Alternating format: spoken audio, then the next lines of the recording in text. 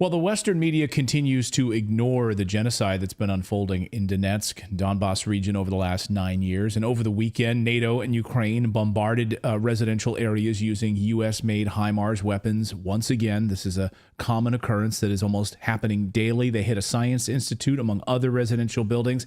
Patrick Lancaster has been covering this genocide for the past 9 years. He was there the moment NATO and Ukraine started launching these attacks. Take a look. The shrapnel from the rocket seemed to be a Western-supplied HIMARS, and this hole that we saw here is indicative of a HIMARS. We see them come down and just rip into the ground right after they explode, or sometimes they explode after. There's three, at least, different settings for the HIMARS. One is they explode in the air, air burst. Others pound through and then explode, and others exploding on impact. Independent journalist and war correspondent Patrick Lancaster joins us now from Donetsk. Patrick, thank you so much for joining us. You know, we featured your work on our show for many years here, but it's great to finally have you here on the show, and thank you for your amazing journalism.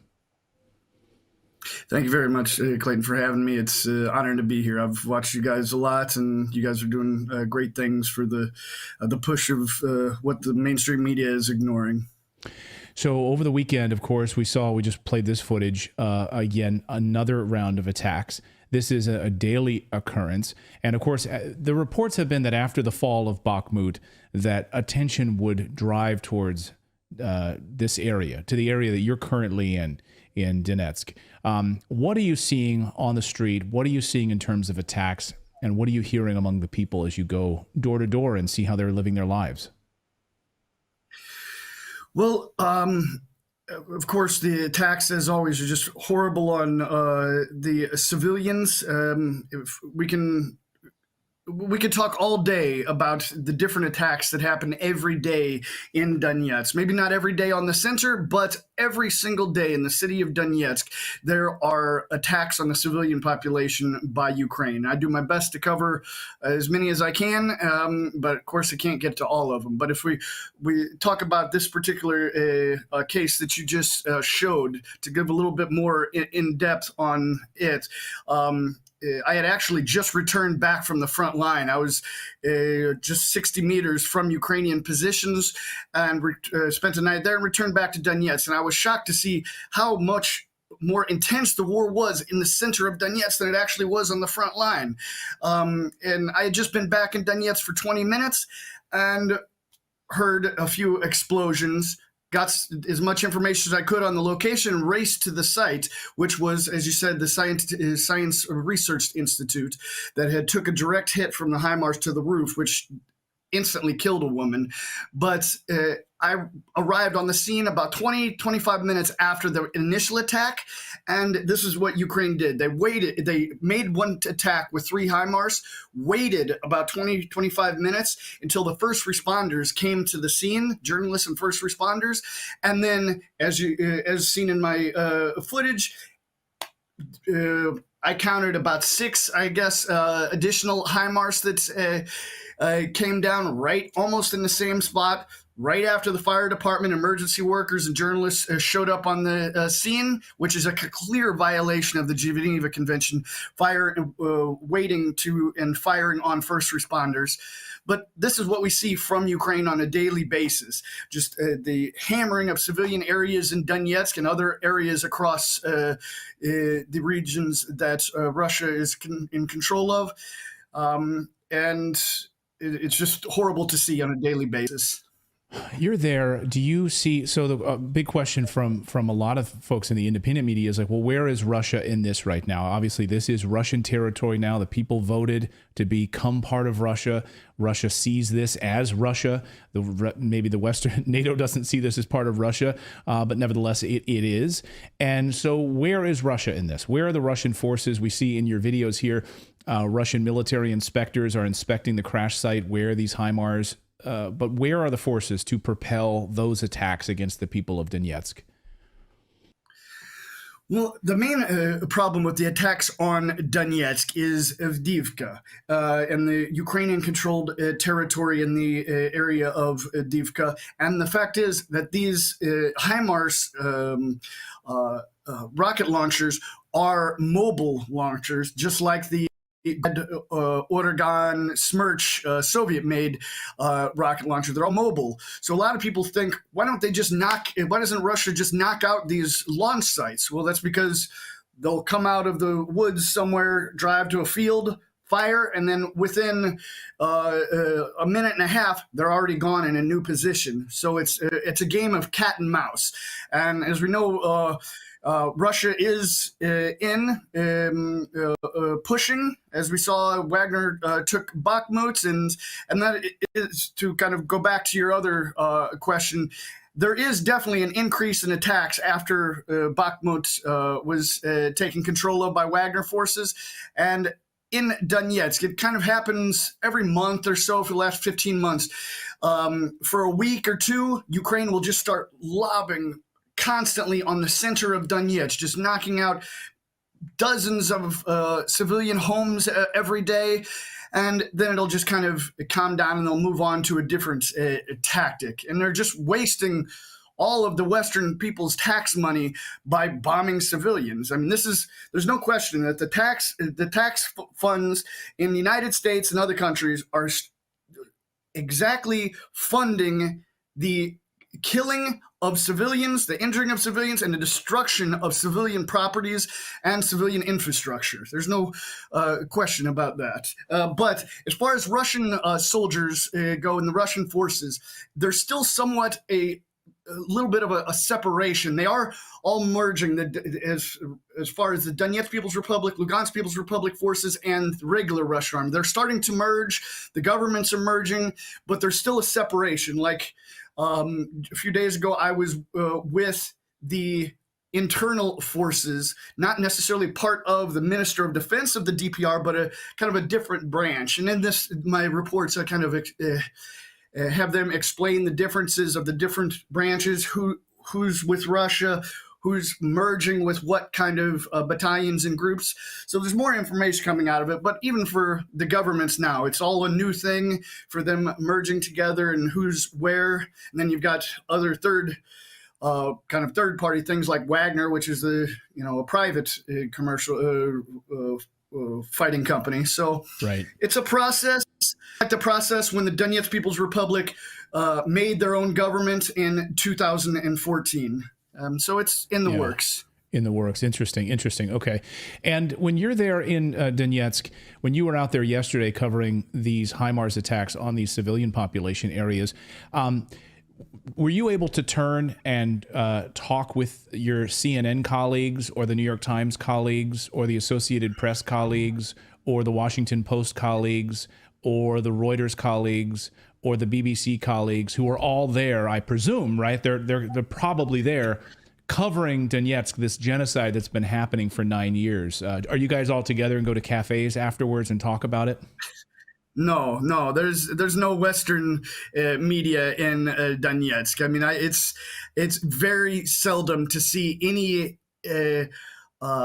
Western mainstream media people in Donetsk or Donbass for that matter. Occasionally, one or two will come through for a little short story, but for the most part, they're not that interested in what's really happening on this side of the line. They're be more comfortable sitting on the Polish border, reporting on what they can do from there.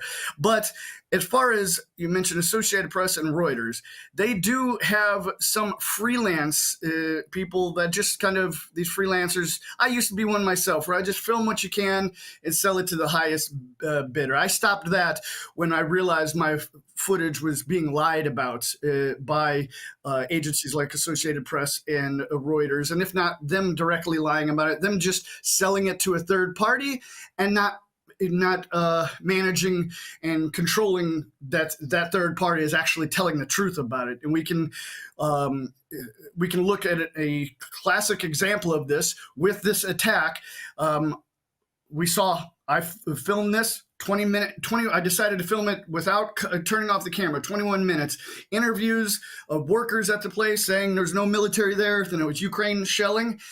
And I come across this this report from an Australian news channel, News 10 First, it's called. And they just totally blatantly lie about this attack and just try to fit the narrative that they think they should be pushing and blame this attack on Russia, which is totally idiotic and lacking of any moral or journalistic ethics. Russia is again being accused of crimes against humanity after its latest barrage against Ukraine killed at least 3 people and destroyed a hospital.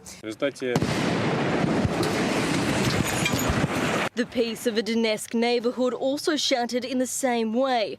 A Russian rocket attack sending people running for shelter. To blame this on Russia. I mean, this is Russian-controlled territory. Of course, Ukraine is attacking this territory like they've been doing every day for the last 9 years, even before Russia came in, when it was more of a civil war.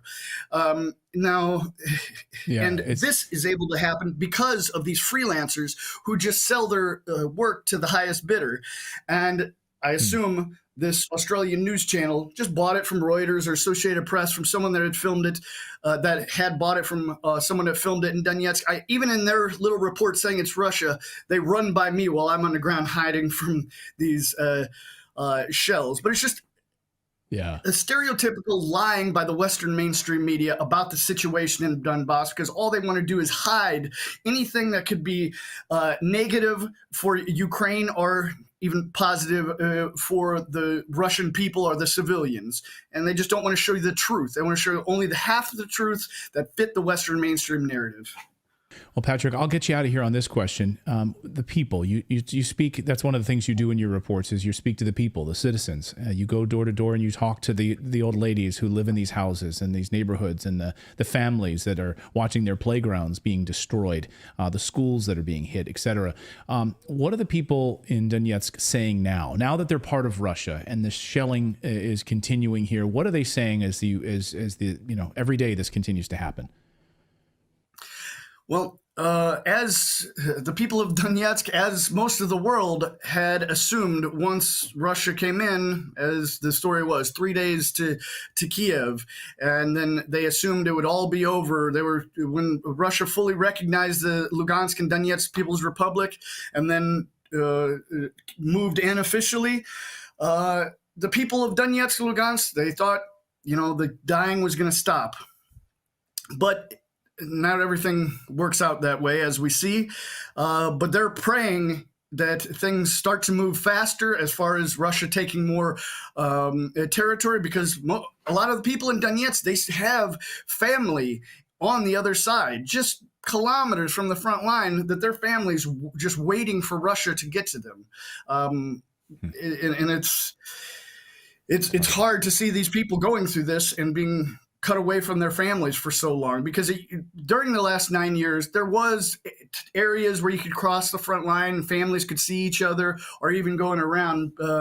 But now these families are just cut apart and just praying that soon they'll get back together. And they know that to make that happen, Russia has to finish taking the rest of the Donetsk region, or what was the Donetsk People's Republic.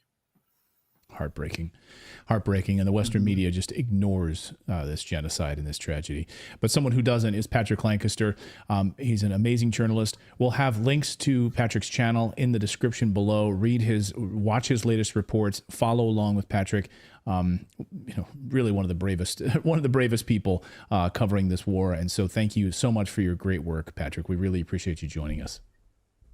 Thank you. Anytime. Thank you so much for watching this segment here at Redacted. We are live every day at 4 p.m. Eastern Time, trying to share the stories that the mainstream media will not cover. You should also come over and join our community of Redacted Rebels over at redacted.inc. That's our private locals community where we can share exclusive content that we simply cannot share here on YouTube. Come over and join the rebellion together right now by going to redacted.inc. We'll see you next time.